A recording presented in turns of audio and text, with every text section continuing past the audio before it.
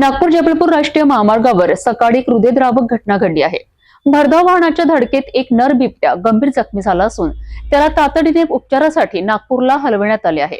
नेमकं काय घडलं आहे पाहूया यामध्ये सविस्तर। नागपूर जबलपूर राष्ट्रीय महामार्ग क्रमांक 44 वरील कांद्री माइन रेल्वे लाईन परिसरात सोमवारी सकाळच्या सुमारास ही घटना घडली।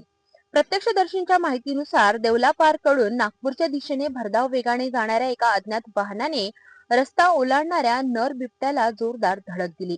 धडकेनंतर बिबट्या रस्त्यालगत कोसळला आणि गंभीर जखमी झाला।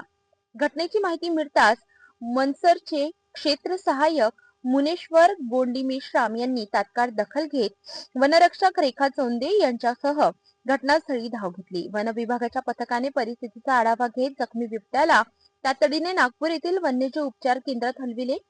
सध्या बिबट्यावर तज्ञ डॉक्टरांच्या देखरेखीखाली उपचार सुरू असून त्याची प्रकृती गंभीर असल्याची माहिती वन विभागाने दिली आहे।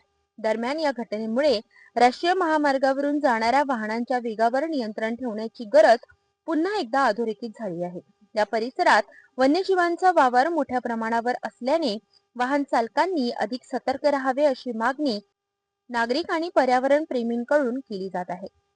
वन्यजीव आणि मानव यांच्यातील संघर्ष टाळण्याकरिता महामार्गावर योग्य उपाययोजना होणे अत्यंत आवश्यक आहे। जखमी बिबट्याच्या प्रकृतीत लवकर सुधारणा व्हावी अशी अपेक्षा व्यक्त केली जात आहे।